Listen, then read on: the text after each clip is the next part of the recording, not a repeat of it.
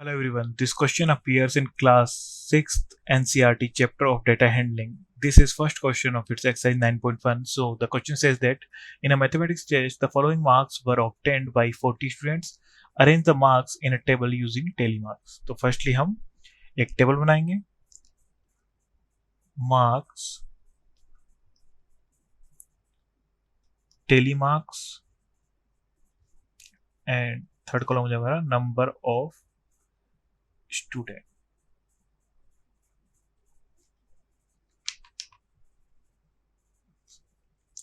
तो फर्स्टली हमें marks given है 1, 2, 3, 4, 5, 6, 7, 8. तो हम टैली करेंगे मार्क्स को फर्स्टली. तो 1 मार्क्स देखेंगे फर्स्ट लाइन में 1, 2, तो ये जगह हो रहा है 2 टाइम, तो ये जाएगा 2. 10 सेकेंड 2 मार्क्स के लिए देखेंगे 1, 2, 3, तो ये जगह हो रहा है 1, 2, 3. 3 के लिए देखेंगे 1, 2, 3, तो ये हमारे पास 3 हो जाएगा. 4 के लिए देखेंगे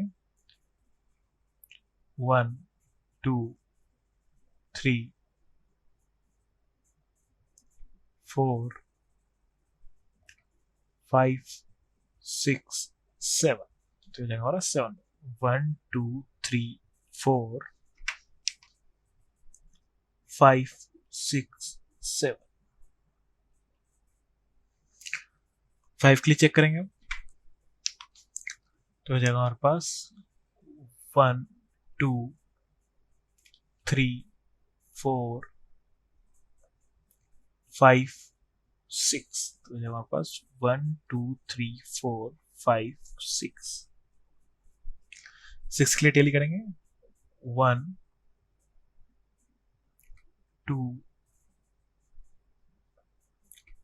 3, 4, 5, 6, 7, तो जहाँ पास 1, 2, 3, 4, 5, 6, 7. देन 7 के लिए चेक करेंगे 1, 2, 3, 4, 5, तो जाएगा 1, 2, 3, 4, 5. देन 8 के लिए चेक करेंगे 1, 2, 3, 4, तो ये जगह 4 टाइम 1, 2, 3, 4. देन 9 के लिए चेक करेंगे तो ये जगह हमारे पास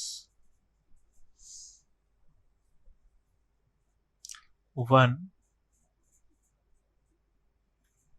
2, 3, तो ये हमारे पास 1, 2, 3. सो यहाँ पर हमारे पास टेबल कंप्लीट हो गई है. वो हमसे ए पार्ट में फाइंड आउट करना है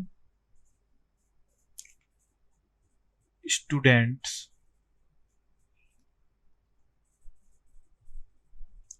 who got marks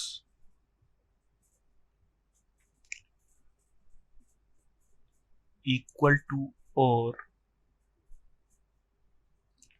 more than 7. तो ये जगह हमारे पास देखो, सो यहाँ पे हमारे पास हो जाएगा 7 एंड मोर देन 7.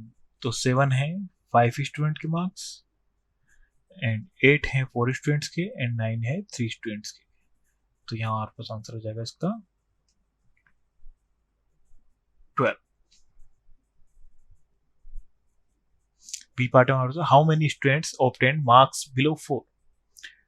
तो ये हो जाएगा हमारे पास student who got marks below 4 is equal to. अब हमें यहाँ पे देखना है बिलो 4 नॉट इक्वल टू 4. तो हो जाएगा 1, 2, 3. तो इनके लिए स्टूडेंट्स है हमारे पास 2, 3, 3. तो हो जाएगा 2 plus 3 plus 3 is equal to 8. That's our final answer. Thank you.